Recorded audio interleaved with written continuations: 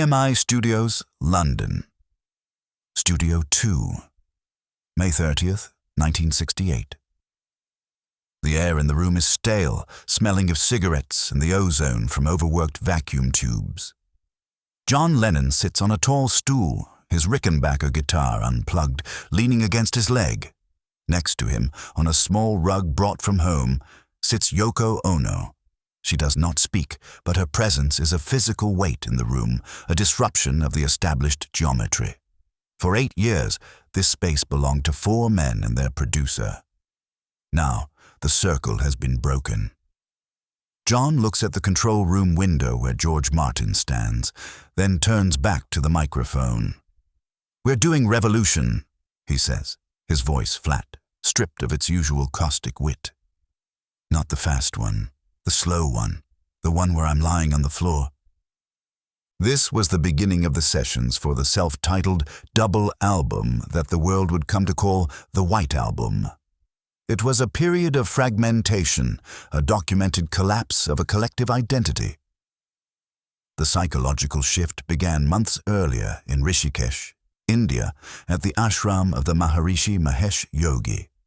While the press saw 4 pop stars seeking enlightenment, the reality was 4 individuals realizing they no longer needed each other to define their reality. John had gone to India to escape the pressure of being a Beatle, but he found himself trapped in a different kind of performance. "We sat in rooms and wrote songs because there was nothing else to do," John would later recall. "No phones, no fans, just us and our guitars. I wrote more songs in those weeks than I had in years, but they weren't Beatles songs. They were my songs." The disillusionment with the Maharishi provided the catalyst for John's withdrawal. He left India in a state of cynical clarity, convinced that the great soul was a fraud. On the plane back to London, he poured his resentment into the lyrics of Sexy Sadie, originally titled Maharishi.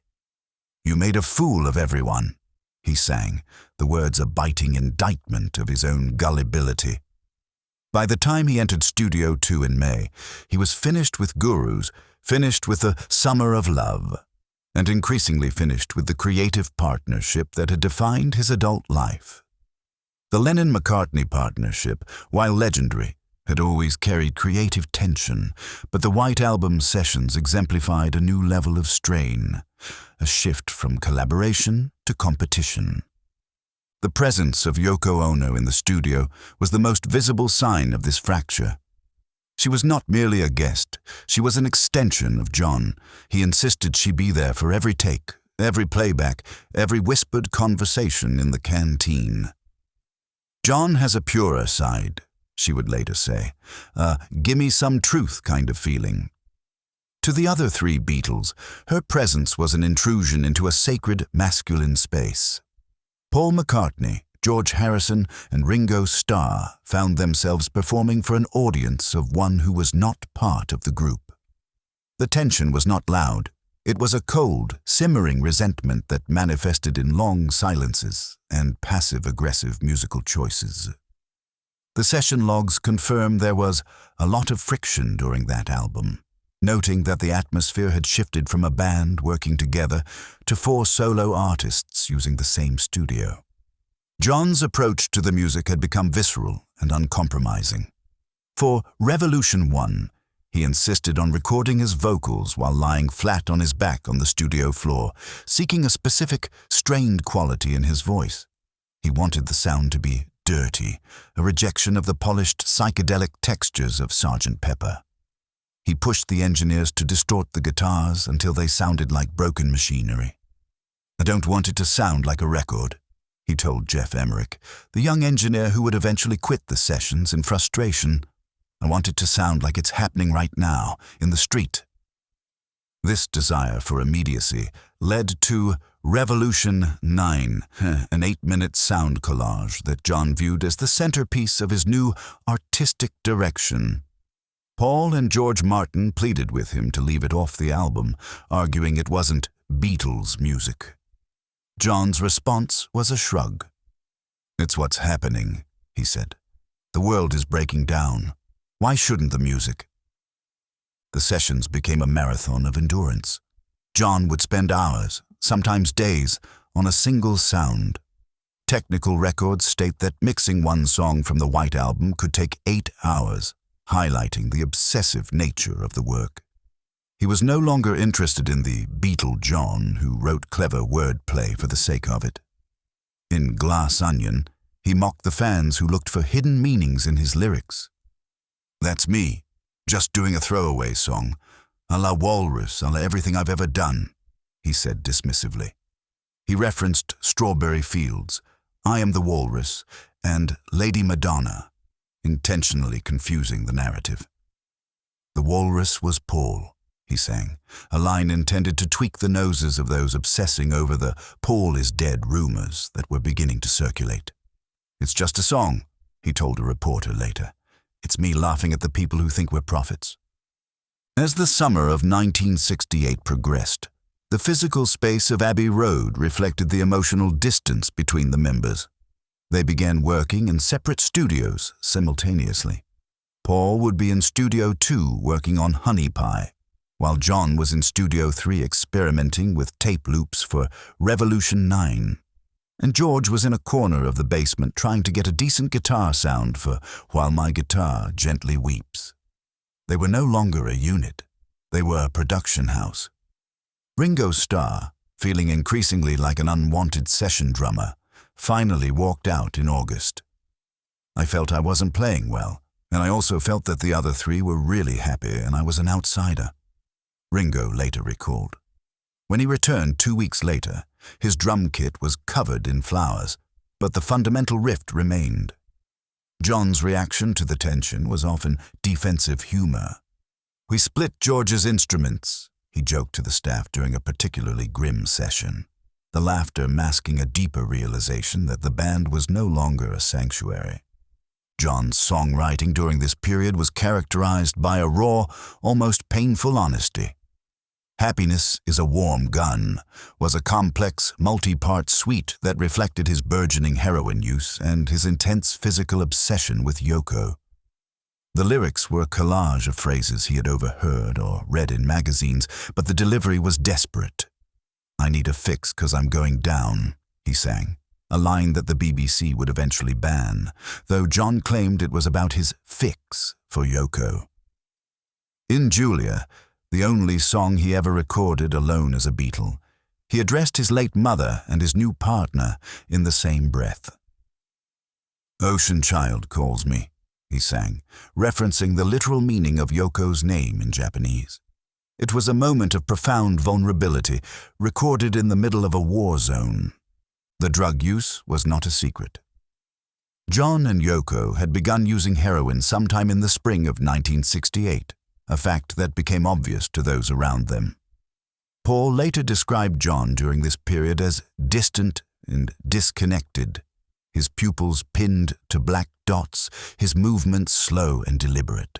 The heroin wasn't recreational, it was medicinal, a way to manage the anxiety of being John Lennon in a world that demanded he remain a Beatle. "It was my way of dealing with it," John admitted in a 1970 interview. "Yoko and I were getting so much hate from the press, from the fans, from the other Beatles. We just wanted to disappear into each other. The smack helped with that. For a while." The drug created a cocoon around the couple, further isolating them from the band. Sessions would be delayed because John was nodding off in the corner. Takes would be ruined because he couldn't remember the lyrics he'd written the day before. George Martin, ever the professional, said nothing publicly, but the frustration was visible in his body language, the way he would sigh and look at the clock. The systemic pressures outside the studio were also mounting. Apple Corps, the idealistic business venture they had launched earlier that year, was hemorrhaging money and filled with hangers-on. The Apple boutique on Baker Street had already failed, giving away its inventory rather than managing a proper liquidation. The Apple Electronics division, run by a Greek inventor named Magic Alex, who promised futuristic recording equipment, had produced nothing functional. The Western front office at 3 Savile Row was a gathering place for artists who submitted no work and staff who collected salaries for undefined roles. John's interest in the business was non-existent. He would show up at the offices with Yoko, sit in meetings he didn't understand, and then retreat to the studio to record "Everybody's Got Something to Hide Except Me and My Monkey." The song was a frantic, loud, chaotic mess of bells and shouting, a sonic representation of the madness surrounding them. "It's just a line from the Maharishi," John said, "but it's also about me and Yoko. Everyone was looking at us, talking about us, and we were just trying to be." The recording process itself became a battleground. Paul, sensing the disintegration, tried to impose structure and discipline. He would arrive early, organize the session schedule, and push the others to finish songs. John viewed this as control, an attempt to turn the Beatles into Paul's backing band. During the recording of "Obla Di Obla Da," a song John openly despised, the tension reached a breaking point. Paul insisted on doing take after take, searching for the perfect reggae feel. John, bored and high, eventually left the studio, returning hours later drunk and aggressive. He sat at the piano and pounded out an introduction with excessive force. "There," he said. "Happy now?" Paul used the take. The passive-aggressive dynamic defined the sessions. George, meanwhile, was developing his own resentments. He brought "While My Guitar Gently Weeps" to the band, a song he'd written after reading the I Ching. The initial takes were lackluster. Paul and John seemed uninterested. In frustration, George invited Eric Clapton to play the lead guitar part, knowing that the presence of an outsider would force the others to take the song seriously. It worked. The Clapton solo became iconic, but the fact that George felt he needed an outsider to validate his work spoke volumes about the internal dynamics. The psychological isolation of each member was reflected in their solo compositions. John's songs were increasingly personal and obtuse. "I'm So Tired" was a literal description of insomnia and withdrawal, recorded with a vocal that was half-spoken, half-moaned. "Your Blues" was a parody of British blues rock that was also a genuine expression of suicidal ideation. "Yes, I'm lonely, wanna die," he sang, the words delivered with a sneer that didn't quite hide the despair. Paul's songs, in contrast, were genre exercises. "Back in the USSR" was a Beach Boys pastiche. "Martha, My Dear" was a music hall number about his dog. "Blackbird" was a finger-picking acoustic piece about the civil rights movement. They were beautiful and professional, but they lacked the collaborative spark that had made Beatles songs more than the sum of their parts. George's contributions were more ambitious. "While My Guitar Gently Weeps," "Piggies," "Long, Long, Long," songs that showed he had evolved beyond his role as the third Beatle, but was still being given minimal space on the album. Ringo contributed "Don't Pass Me By," a simple country song he'd been writing for years, and received vocal support on "Good Night," a lullaby John had written for Julian, but couldn't bring himself to sing. The final months of recording, from September through October, were marked by exhaustion and resignation. They worked in shifts, rarely all together in the same room. George Martin, who had guided them through every album since the beginning, found himself reduced to the role of a technician rather than a producer. "They didn't need me anymore," he later reflected. "They knew how to use the studio as an instrument. I was just there to press the buttons." The decision to release a double album was controversial. Martin argued for a single album, cutting the weaker material to create something cohesive. John and Paul both rejected the idea, though for different reasons. John wanted every experiment included. Paul wanted to demonstrate their range. The result was 30 songs that ranged from the sublime to the self-indulgent, a sprawling document of a band that no longer existed as a unified entity. The mixing sessions were equally fractured. John spent an entire day on Revolution 9, adding layers of tape loops, backwards recordings, and found sounds. He treated it with the seriousness of a symphony, while Paul and George rolled their eyes in the background. "It's not a song," Paul argued. "It's not anything. Why are we putting this on a Beatles album?" John's answer was simple. "Because it's what's real. Everything else is just playing the game." The philosophical divide was unbridgeable. Paul believed in craft, in giving the audience what they wanted while sneaking in moments of innovation. John believed in destruction, in tearing down expectations and forcing people to confront uncomfortable truths. Neither was wrong, but they could no longer coexist in the same creative space. By October 1968, the album was finished. It was a sprawling, inconsistent, brilliant mess of 30 songs that refused to be categorized. It had no title, no cover art other than a serial number on a white background. It was a blank slate, an anti-statement. The minimalism of the packaging was a direct rejection of the ornate, colorful excess of Sgt. Pepper. "We called it the White Album as a joke," John said later. But the name stuck because it was perfect. It was blank. It was nothing. It was everything we'd become. On the final night of mixing, John sat in the control room listening to the sequence. He had fought for every second of Revolution 9, argued over every distorted guitar riff, and endured the silent judgment of his oldest friends. He looked at the white sleeve and saw not a masterpiece, but an exit. "We were just 4 guys who were tired of being the Beatles," he would say years later. "The White Album was the sound of the breakup. People just didn't hear it yet." The ending of the sessions was not marked by a celebration. There was no rap party, no communal sense of achievement. They simply finished the work and left. John walked out of Abbey Road with Yoko, his arm around her, leaving the others behind. Paul stayed late, organizing tapes and making notes for future projects he already knew would be solo endeavors. George went home to Isha, relieved to be done. Ringo went to a pub.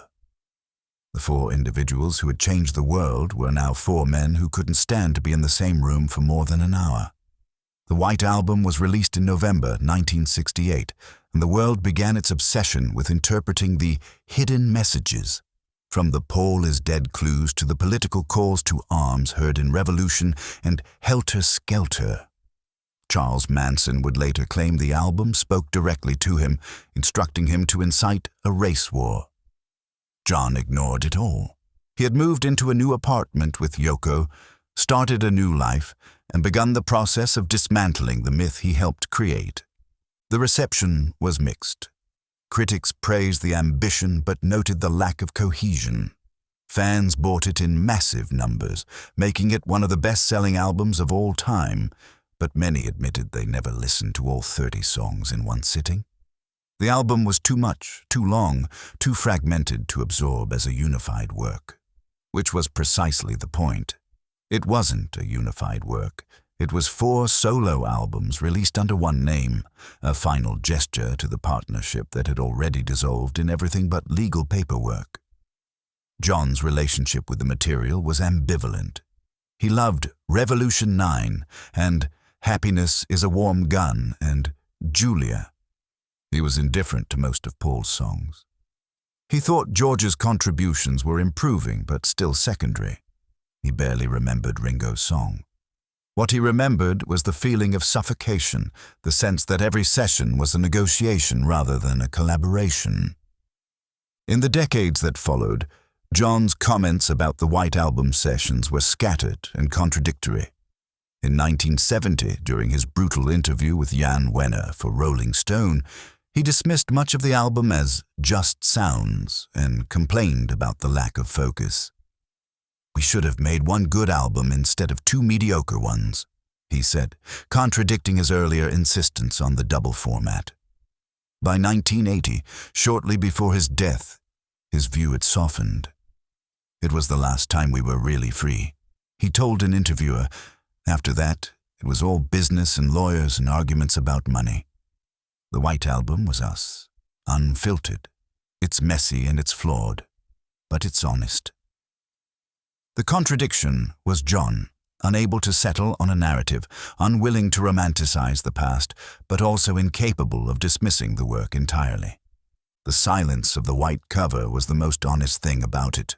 It was the sound of a room being emptied, one song at a time until there was nothing left but the echo of a guitar and the memory of a partnership that had finally run out of words.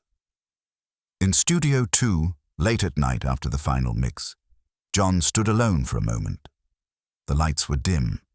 The tape machines were silent. Yoko was outside, smoking. He looked around the room where they had recorded She Loves You and A Hard Day's Night and Strawberry Fields Forever. He felt nothing. The room was just a room. The past was just the past. He turned off the lights and walked out. The door closed behind him with a soft click. The Beatles, as a functioning creative unit, ended in that moment. Everything after, the rooftop concert, Let It Be, the lawsuits, was documentation of a corpse. The White Album was the death certificate. John knew it. The others knew it. The world would figure it out eventually. But on that night, in that empty studio, the only sound was silence, and the only color was white.